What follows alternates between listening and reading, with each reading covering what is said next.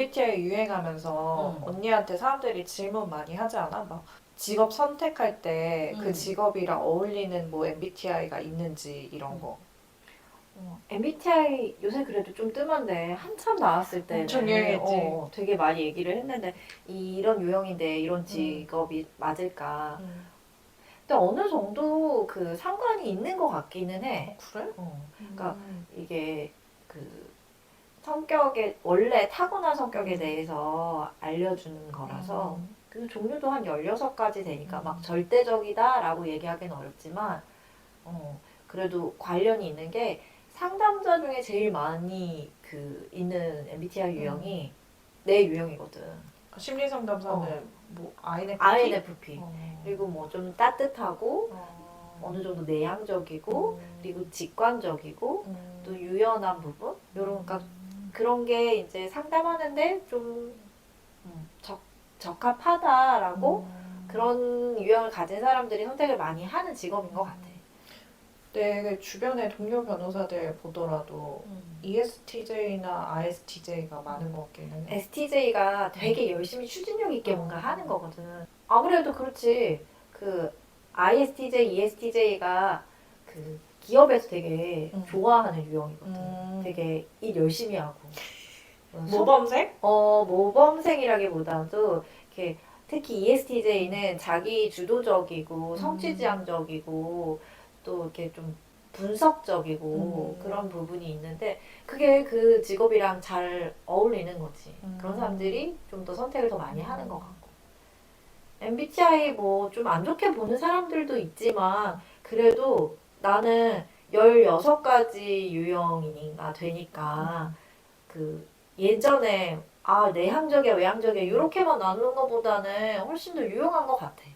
근데 그게 테스트 할 때마다 계속 사람들이 자기 MBTI는 되게 여러 가지다. 계속 변한다. 뭐 이런 사람이 있고 나 같은 경우에 진짜 여러 번 검사를 해도 항상 똑같이 나왔거든. 근데 원래는 그게 잘 변하는 게 아니고 원래 그 검사를 할 때 그 실시할 때 예전에는 다 오프라인으로 했잖아. 이제 나도 예전에 그 대학에서 있을 때 그렇게 들어가서 설명할 때 어떻게 얘기하냐면 그게 되고 싶은 거 고르지 말고 원래 그냥 태어나기를 나의 자연스러운 그냥 좋아하는 선호하는 거 그거를 선택하라고 하는데 보면은 은근히 사람들이 헷갈려. 자기가 되고 싶은 모습이랑 원래 자기의 진짜 본연의 모습이랑. 근데 나는 너무 극단의 ESTJ라서 이게 검사할 때 약간 그 INFP가 되고 싶어서 그쪽으로 막 체크를 해도 그렇게 안 나오던데? 근데 그게 문항이 그래도 여러 개 있으니까. 그냥 거기에서 핵심은 원래 내가 막 이렇게 되고 싶은 모습, 보여지고 싶은 모습 이런 거 말고 진짜 원래 나의 모습을 선택을 하면 그럴 것 같아. 너는 ESTJ. 우리가 그렇게 달라서 많이 싸웠나 봐. 맞아. 근데 너는 그럼 원래 그럼 어릴 때부터 하나도 안 바뀌었다고? 거의 안 바뀐 것 같다고? 그래, 아니야. 나는 송무 일하면서 엄청 많이 변했다고 생각하는데, 왜? 너는 그렇구나. 그래도 좀 달라진 부분이 있는데 난 나이 먹어서 좀 성숙해졌다. 그렇게 생각을 했는데 또 한결같은 부분이 있긴 하지. 뭐가? 너가 어릴 때부터 똑같았던 거는 되게 불의에 대해서 못 참고 특히 좀 억울하면은 그냥 그러니까 잘못했어요 이러고 넘어갈 수 있는 거에도 끝까지 주장을 하고 맞고 끝나고 막 이랬잖아. 나 진짜 엄마 아빠한테 많이 맞고 거라지. 진짜. 그러니까 근데 나는 혼날 것 같으면은 그냥 적당히 하고 그냥 더 말하지 않고 언니 거의 그 맞은 적이 없어. 나만 나는 맞지. 왜 혼이 더 날 것 같은 그 타이밍에 그냥 조용히 하지. 나를 이렇게 구부리지. 근데 너는 끝까지 때려! 차라리 맞고 끝내자. 그랬잖아. 너는 기억나잖아. 어렸을 때부터 호전적이었나? 그런 거 있지. 그리고 억울한 거 절대 못 참고. 맞아. 그리고 각서를 많이 썼잖아. 그게 너를 만들었다니까? 왜 엄마는 맨날 각서를 쓰라고 했을까, 나한테? 너는 그게 필요했던 거지. 너의 꺾이는 모습을 엄마가 증명을 하고 싶었던 것 같아. 근데 나는 꺾이지 않았어. 근데 끝까지 잘했다 그랬지. 아, 그렇구나. 근데 나 많이 변했는데, 송무 일하면서. 뭐가 성격이. 변한 것 같아? 일단 예전에 이제 변호사 되기 전에는 뭐 이제 남들이 무슨 얘기를 하더라도 거기 그냥 아 그렇구나 이러고서는 끝이었어. 별로 이렇게 몰입을 하거나 공감을 하려는 노력 자체를 별로 안 했던 것 같고 되게 사실 냉정하게. 그게 관심이 없었지. 아 그런가? 응, 응. 그래서 뭐 그냥 옳고 그름을 막 그냥 판단하고 해결책을 뭐 판단님이네. 이렇게 하는 게 어때? 뭐 이런 거였지. 아. 근데 좀 일을 하면서 이게 딱 옳고 그름을 판단을 이렇게 하는 것보다 해결책을 제시하는 것보다 더 필요한 게 있다는 거를 좀 깨달은 거지. 철들었네. 아, 그래도 좀 유연해진 것 음. 같아. 그런 면에서. 맞아.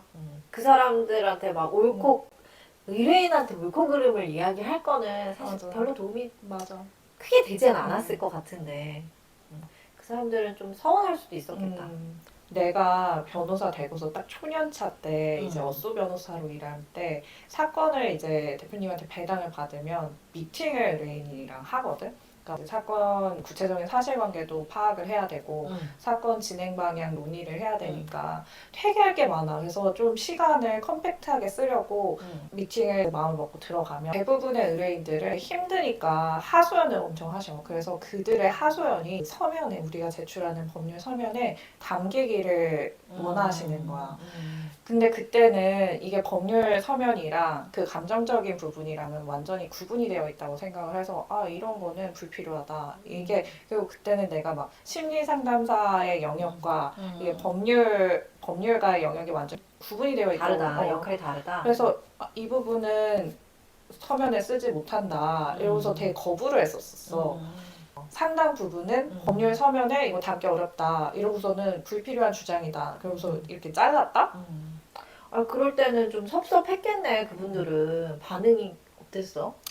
대부분 서운해 하시지. 근데 어차피 이 일은 내가 진행을 해야 되는 거니까 대부분 섭섭하시더라도 그냥 수긍하시고 넘어가셨어요. 근데 어느 날 내가 같이 모셨던 그 대표님이 판사가 오래 하시고 퇴직한 변호사님이셨거든. 근데 되게 뭐 많이 가르쳐 주셨는데 그분이 장 변호사 이게 의뢰인들이 지금 저렇게 말씀하시는 것들이 불필요한 게 아니다. 그게 지금 연차가 어느 정도 쌓이면 이것들을 서면에 어느 정도 녹여주는 것들이 필요하다는 거를 알게 될 거다. 이렇게 말씀을 하셨는데 내가 그때 딱 되게 머리를 이렇게 탁 한 대 맞은 기분이었거든. 그때부터 달라졌던 것 같아. 그 뒤로는 어떻게 바뀌었어? 아까도 말했지만 그 전까지는 이게 초짜 변호사의 뽕에 취해가지고 이렇게 서면 작성할 때 엄청나게 정제된 법률적인 주장만 한다라고 생각을 했었는데 근데 생각을 해보니까 그게 아니더라고. 어찌되었든 송사에 휘말린다는 거는 의뢰인 입장에서는 일생일대의 이제 위기 상황이라는 거잖아. 그러니까 그럼 얼마나 억울하고 무섭고 뭐 하고 싶은 말들이 많겠어.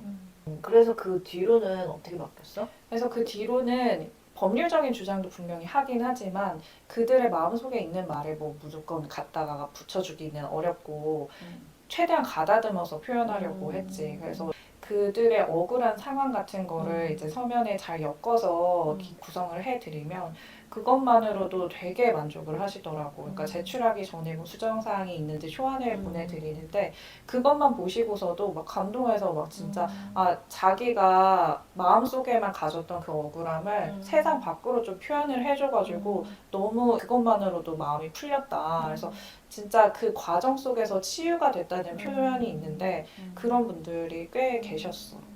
그러면 그러니까 내 안에만 있었던 게 다른 사람들이 모를 수밖에 없었던 거라면 그게 그 내 감정이나 내가 겪었던 어떤 원하는 거나 이런 부분들이 그 좀 타당화 받은 거네. 그 서면을 통해서. 그치.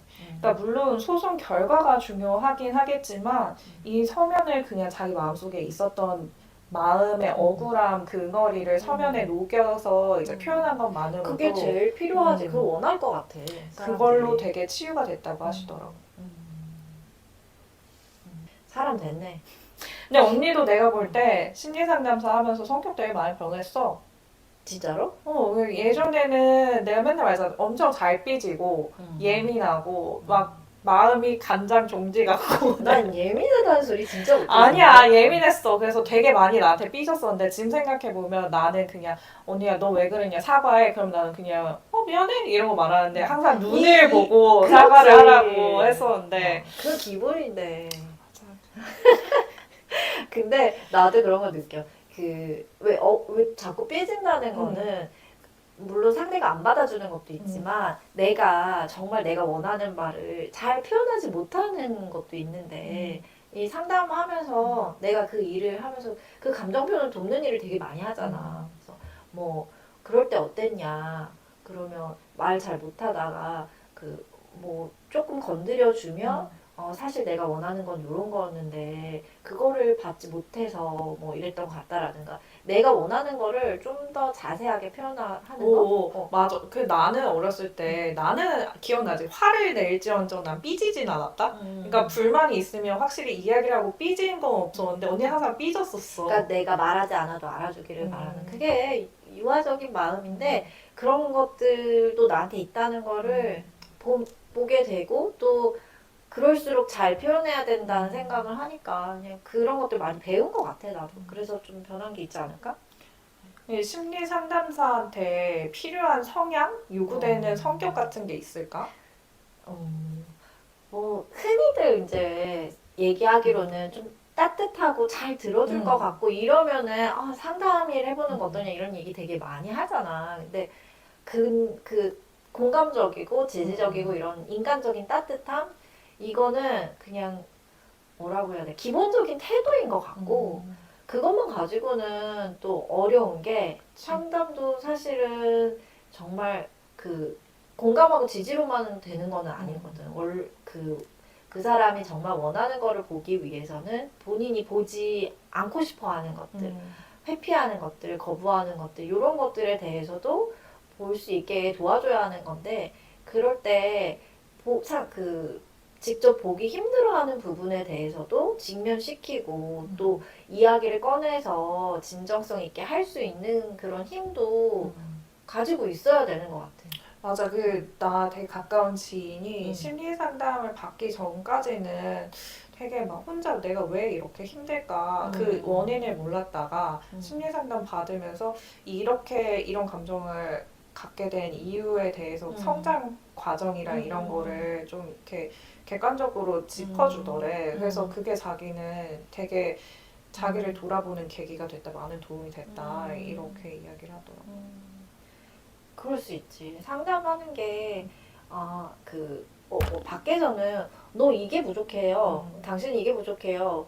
왜 이렇게밖에 안 되냐. 뭐 이런 본인에 대해서 되게 받아들이기 힘든 부분에 대해서도 뾰족하게 지적질을 하는 경우들이 되게 많잖아. 근데 본인은 알면서도 정말 아파서 그걸 받아들이지 못하게 되는데 상담해서 하는 것들은 본인의 딱 단편적인 일부분만 보는 게 아니라 이 전체를 좀 보게 하는 게 사실은 목표라서 어린 시절부터 뭐 가까운 과거까지 그리고 내가 지금 현재 이런 모습이면 이 어떤 것들의 영향을 받아서 이렇게 해왔는지에 대해서 본인이 주도적으로 살펴보고 이제 상담사가 질문을 하지만 그런 부분에 있어서 그러니까 자기가 왜 이렇게 되었는지 어떤 부분이 있는지 어떤 면이 있는데 나는 그거를 수용하기가 어려운지 이런 거에 대해서 좀 자기 전체를 보는 그런 작업이기 때문에 통찰력도 필요하겠네.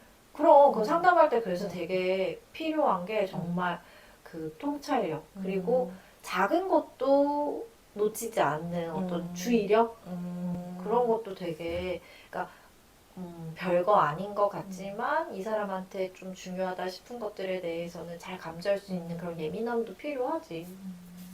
무조건 따뜻하다고만 되는 건 아닌 것 같고. 심리 상담사한테 가가지고 감정적으로 치유를 받으셨다고 하시는데 그때는 어떤 식으로 심리 상담소에서 상담을 진행하는 거야? 뭐 사람에 따라 되게 많이 다르겠지만 자기의 뭐 잘못한 부분, 그리고 자기가 그렇게 뭐 자기 취약한 부분, 이런 부분에 대해서 직접적으로 얘기를 듣고 이제 힘들어 한다면 상담에서는 그 심리 상담할 때는 자기에 대해서 이해할 수 있는 거, 내가 이렇게 해서 잘못된 거에 대한 그 분석이라기보다도 내가 살아온 과정에서 이런 면이 왜 만들어졌는지, 그리고 그 어떤 거를 사실은 뭐 원했는지 이런 부분에 대해서 다루고, 그리고 그 직면에서는 타이밍이 되게 좀 그걸 더 많이 살피는 것 같아. 법률 상담, 그러니까 심리 상담이 아닌 다른 장면에서는 그 타이밍을 그 보면서 기다려주는 게 되게 어려운데, 심리 상담에서는 이 사람이 자기에 대해서 직면하고 자기의 그 자기가 거부했던 그런 부분도 받아들일 수 있는 그 준비가 되었는가, 거기 그 준비가 되었을 때 알려주려고 하고, 자기의 그 취약한 부분이 자기의 어떤 부분과 연관이 되었는지에 대한 이해까지 같이 하기 때문에 그럴 때는 조금 더 받아들이기가 좀 더 수월해지는 것 같아. 상담사나 변호사나 하는 일이 사람을 도와주는 일인데 비슷한 목적이 있지만 좀 방식은 조금 다르다라는 거.